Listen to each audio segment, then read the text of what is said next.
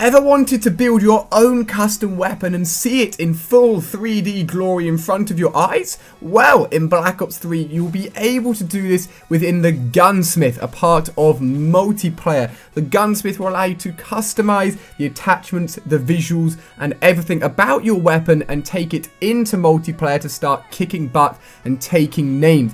Within Advanced Warfare, of course, we had the introduction of weapon variants that were professional, enlisted, and elite, so tons of weapons in Advanced Warfare, but Black Ops 3 is taking a slightly different route. You're going to have all of your normal weapons, standard stats, except you're going to be able to take them into the Gunsmith and customize them not stat-wise, but more visually-wise and attachment-wise. So let's go in depth and actually talk about this a little bit more. So, as I said, you are going to be able to see a full 3D render of this gun in front of you. It's not just going to be an image or a 2D image. It's going to be a full 3D render, and trust me, it looks impressive. I don't have any images, but I saw these renders and saw these guns in action when I was at the Treyarch offices, and I just couldn't stop staring at them, man. They look absolutely fantastic. You can move this around, take a look at all the different angles, and this is where the customization starts. So the first thing you can customize is actually the reticle of the gun. So that's the actual sight attachment you're going to be using. This is going to have its own category, and you are able to put on, say, a red dot sight or a holographic sight, or of course you can have no attachment and then you're just going to have the iron sights of the weapon.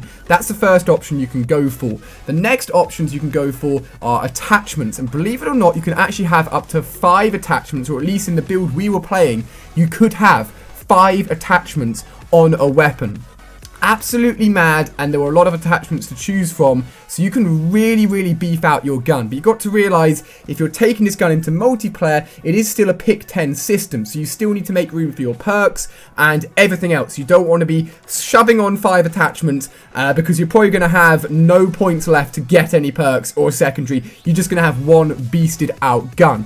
So you've chosen a sight, you've gone and chosen anywhere up to 5 attachments, and this is where the customization starts coming in. So each attachment actually has its own variation. This variation does not change in stats or effect, it simply changes visuals. So you could have, for example, a foregrip, but it's simply like a black handle foregrip, or a second foregrip, which is like pink but's really long and stands out massively, looks completely different, but it's still a foregrip. So I think this is where Treyarch are really going to have their fun and really going to start mixing it up a little bit.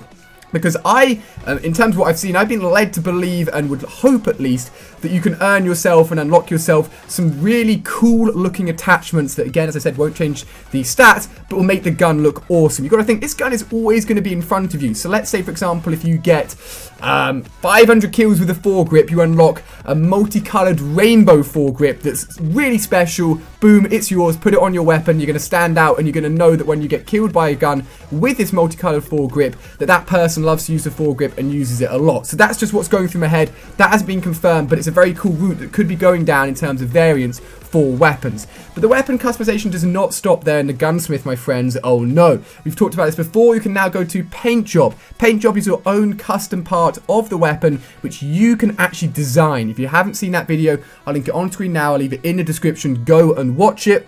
It allows you to customize the camo of your weapon yourself. It will cover a small part of the weapon, it won't cover the whole weapon, but it's up to you to design it, and that's a part of a Gunsmith as well. And then finally, you have the camo section, where you can literally go and put on your classical camos. That will cover most of the weapon. You can have the paint job and the camos together, and all of that will basically encompass your weapons. You've gone into the Gunsmith, you've chosen attachments, you've chosen sights, you've chosen the camos. You can now name your weapon. It is now your own custom variant, and you can save it. And now what happens is that when you go into create a class and you go and choose a weapon, so let's say, for example, you've gone and customized an assault rifle, you're going to have that standard, bog standard assault rifle in front of you to choose, or you're going to have that variant that you've just created.